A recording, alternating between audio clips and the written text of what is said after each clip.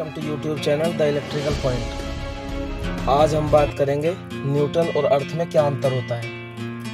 ये सभी को मालूम होना चाहिए क्योंकि इनका सभी के घरों में यूज होता है।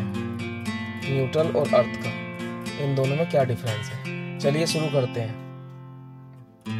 न्यूट्रल का जन्म ट्रांसफार्मर के स्टार कनेक्शन से होता है। जैसा कि आप देख भी पा रहे हैं स्क्रीन पर, ट्रांसफार्मर के LV साइड में 4 टर्मिनल है, R, Y और B और N, 3 फेज है और एक न्यूट्रल है। जबकि अर्थिंग आप खुद से करते हैं खड्डा खोदकर। अर्थिंग भी कई तरह की होती है। इस टॉपिक पर एक अलग से वीडियो बनाएंगे जिसके बारे में आपको अर्थिंग के बारे में बताएंगे पूरा। ये तो हुई इनकी स्ट्रक्चर की बात। अब करते हैं इसकी वर्किंग की बात, ये कैसे वर्क करते हैं दोनों। न्यूट्रल का काम केवल सर्किट को कंप्लीट करना है। जैसे फेज से सप्लाई चली और न्यूट्रल उसका वापस लौटने का एक रास्ता है, यह है न्यूट्रल का काम। और वहीं अर्थिंग प्रोटेक्शन का काम करती है। जैसे यदि किसी स्विच बोर्ड या इलेक्ट्रिकल इक्विपमेंट में शॉर्ट सर्किट होता है तो अर्थिंग उस शॉर्ट सर्किट करंट को या फॉल्ट करंट को जमीन के अंदर, धरती के अंदर भेजने का काम करता है, जिससे उस इक्विपमेंट या उसके संपर्क में आने वाला कोई जीव या जंतु सेफली बच जाता है।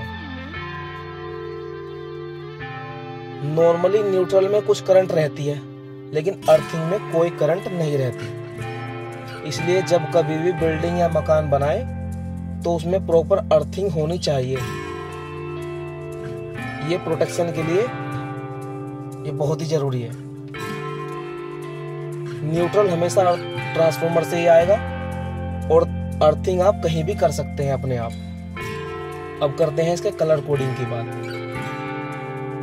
न्यूट्रल ब्लैक या ब्लू हो सकता है, सिंगल फेज में ब्लू भी हो सकता है, लेकिन 3 फेज में वो ब्लैक ही होगा।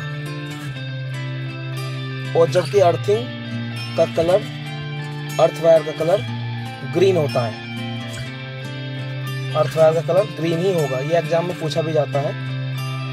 वैसे आजकल अर्थ वायर को येलो कलर का भी यूज करते हैं कुछ जगह, सिंगल फेज के लिए, केवल सिंगल फेज के लिए। आपने अपने घर के स्विच बोर्ड में देखा होगा, जब सॉकेट लगा होता है उसमें तीसरा पॉइंट रहता है अर्थ का, फेज, न्यूट्रल और अर्थ। आपने देखा होगा वो तीसरा पॉइंट की मोटाई जो है उन दोनों पॉइंट से ज़्यादा रहती है। उसकी एक वजह है, जब हम उसकी मोटाई ज़्यादा रखेंगे तो उसका रेजिस्टेंस कम होगा। एक फॉर्मूला है रेजिस्टेंस का, R = ρL/A। L लंबाई है, A क्षेत्रफल है और R रेजिस्टेंस है। जब उसका आप एरिया बढ़ाएंगे, A का मतलब एरिया, तो उसी हिसाब से रेजिस्टेंस कम होगा। तो इसलिए हम उसका साइज बड़ा रखते हैं। उसका रेजिस्टेंस कम होगा तो करंट जल्दी फ्लो होगी। जब फॉल्ट आएगा तो फॉल्ट करंट अर्थिंग में को जल्दी फ्लो होगी, जिससे वो सारा करंट ग्राउंड हो जाएगा। आई होप यू आपको वीडियो अच्छी लगी होगी। अगर इससे संबंधित आपको कोई भी जानकारी या सुझाव देना हो तो आप कमेंट सेक्शन में लिख सकते हैं। Thank you.